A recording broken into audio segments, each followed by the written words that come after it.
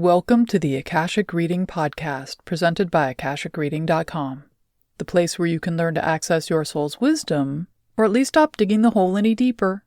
I'm your host, Terry Uktana, and today we'll be digging into the ways in which objects and structures can not only support our manifesting projects, but give us vital feedback and guidance. Most people learn to manifest a bit like an athlete preparing for competition. They use their mind to envision exactly what needs to happen, what the end result should be, and what their life will be like after it's happened. They engage their willpower to keep those thoughts present and avoid any thoughts to the contrary, as well as wrangling their emotions away from doubt and into positive affirmations and assent, all of which swing the odds of success in their favor. It's not a guarantee, but it removes all the barriers which are within the control of the individual, whether athlete or manifester. Conscious effort and actions to try to narrow down external negative factors and smooth the way for success. Then it's a matter of showing up and doing what needs to be done when it needs to be done. If things don't work out, then it's back to the drawing board. In corporate terms, there's a need to do a postmortem to see what went wrong and what can be done differently the next time to get the result right. Wash, rinse, repeat. People sometimes approach the manifestation process as if the world is all raw material and they are an artist who can make anything from it they wish. Discussions about manifesting often focus on the process as a choice or an act of will. However, we're manifesting ourselves into the world in each moment. It's an autonomic function of our being, just like our heartbeat. We are always reaching for or being fed Akasha in its purest form. From our soul book, our higher self, or both, we're receiving a stream of Akasha in every moment of every day. Some of it we use as life force to run our bodies, some to get us through the day, and some to help us heal and rejuvenate through the night. It's the second wind which gets us through the tough times, the warmth which spreads through us at the sight of our best beloved, and the strength which rises up to help us say no. Akasha runs through us like a slow-moving river from the top of our head through our fingertips, from our third eye to the tips of our toes. As it flows through us, the Akasha is changed, transmuted, and formed by who we are and what we do, part of it going out into the world through our words and actions. Manifestation, in its simplest form, is a conversation between an individual and the universe in all its aspects. One side speaks and then the other in an ongoing communication which allows each to express itself. Also, as part of the manifesting process, it's good to keep in mind the universe is not one singular being. It's not one entity which somehow interacts with each individual and each particle of matter in some magic way with some grand plan. It's an interconnected web of life so complicated we may never understand all its intricacies. What we can know is our understanding of cause and effect is amazingly limited due to the nature of our brains and our need to deal with temporal and local realities, while the universe is relatively unlimited. So, while manifesting can sometimes seem like a magic trick or some kind of spell casting, in reality it's a conversation with the universe which starts with a request and causes multitudinous events in response. Because we can't see all the connections and all the cause and effect steps along the way, what we do see seems mystical or random or synchronistic. And this is fine because part of the manifestation is about surrender and trust, as is true with any relationship. As with any conversation, you can't always do the talking.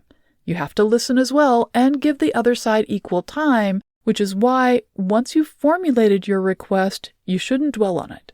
You can work on it a bit each day if there are actions you can take, but once that's done, let it go and go on with the rest of your day. Let the universe work on its end. And when events happen to support your request, listen to them. Recognize them for what they are, act upon them, say thank you, and keep going. It's all part of the conversation. It's at this point my students commonly have questions such as, how do I hear the response from the universe? Or how do I know it's responding? And how do I have this ongoing conversation? Don't I just set an intention? To both of these things, I recommend my students start thinking about conversation as more than just thoughts, intentions, or energy. Because just as we don't think conversations to our friends, family, or significant other, neither should we do so with the world we're manifesting things into. Instead, let me introduce the concept of manifestation supports. Each culture has multiple and various ways of providing manifestation supports for projects from tattoos, ceremonies, and painting to contracts, diplomas, and job offers. Tibetan monks manifest their manifesting through toning and sand mandalas, while entrepreneurs do so through branding and 5-year business plans. Native American tribes are supported by petroglyphs which continue to manifest supportive energies for ceremony even though they were carved thousands of years ago. Homeowners do so through listings and real estate contracts, which are never really real until they close. Manifesting supports do several important things. One of the most crucial is, once in place, they're programmed with the goal or project to complete in all its aspects as well as the intention of the manifester, and they radiate those out into the world 24/7. Unlike we humans, whose energy is constantly and appropriately divided into thousands of tasks, goals, priorities, and interests throughout each day, which can cause our energy for the manifesting to waver, change, or drop out completely for hours or days at a time, our soul's infinite, but our ability to focus isn't. Our manifesting support has one job: to manifest what we've put in motion. So like a slow cooker or a hot pot, which we set at the beginning of the day so it can cook our dinner while we go on about our day, our manifesting support continues the project until we have a chance to check in. Another benefit is, while we may have limited input as to how our manifestation project is going, especially if there are multiple components all working at different rates or someone other than us is in the decision-making process and we have no insight into what they'll decide, our manifesting support is not physically limited in this way and can give us feedback. Our manifesting support, being in direct energy connection with the goal, will change, shift, dim, brighten, or otherwise reflect what is going on and other steps which are necessary, and this is something our bodies and nervous system can experience and react to in real time, which can speed up the manifesting process.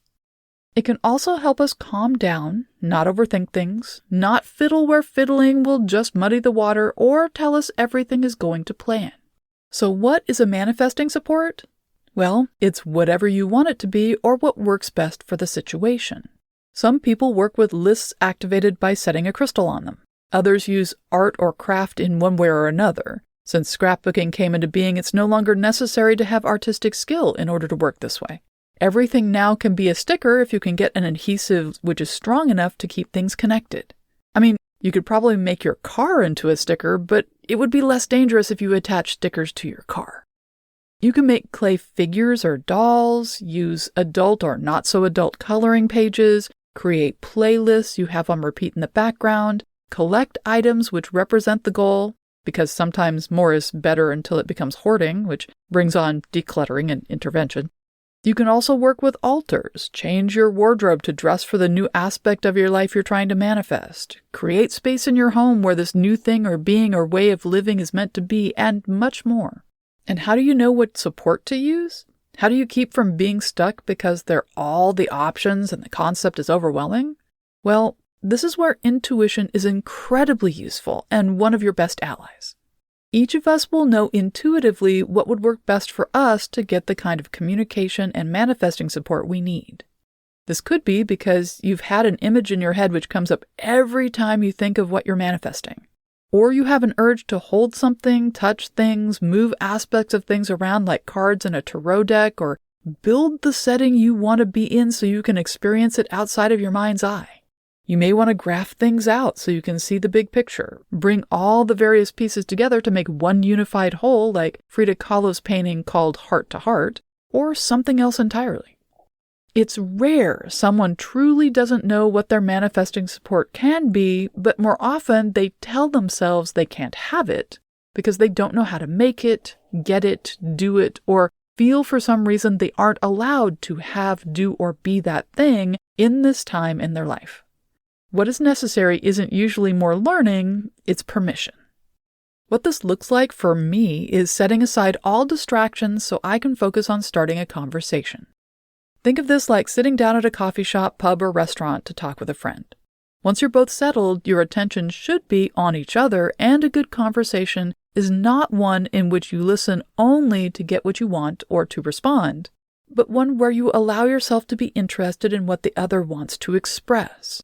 So while I almost always have a purpose for the manifestation support I'm making, almost always, I try not to go in with an agenda as to how it will look, what it will entail, or how the process will go.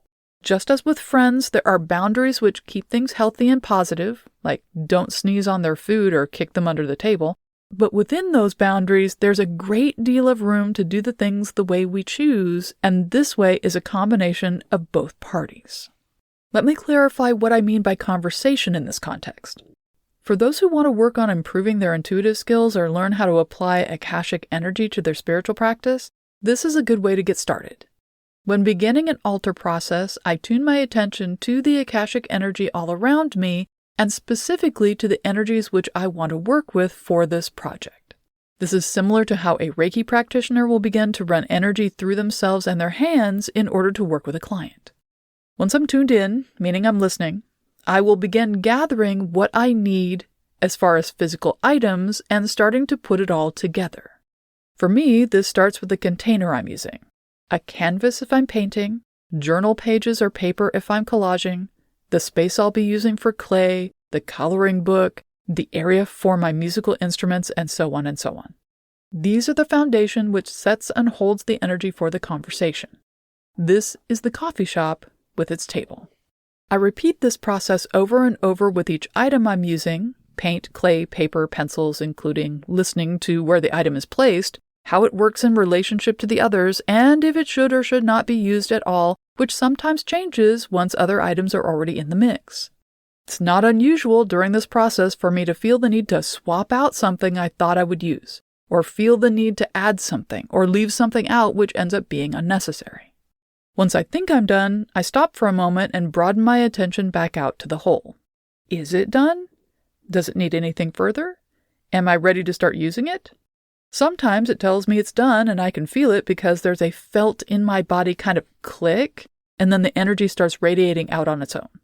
Other times the object is meant for me to be a part of it, as in stand or sit in the space which I've built big enough for this purpose, and so once everything is ready, I'll need to get into it or start the ceremony it's meant to support. In all cases, once the piece is set up and complete, then, like any good friendship, it's got a life of its own which it begins to experience and which radiates out into the world around me. If it's a permanent installation or one which is going to be in place for a significant amount of time, it can just be left to do its thing, and those who are energy sensitive can feel its energy begin to permeate the space it's in and even the bones of the building. The point is to bring into the physical the intentions and energies you're holding in your own being, which is the engine facilitating the manifestation process, but bring it out into the world in a way which exponentially enhances their reach, dexterity, and efficiency. It's a bit like the difference between playing acoustic guitar on its own or adding a microphone and amplifier.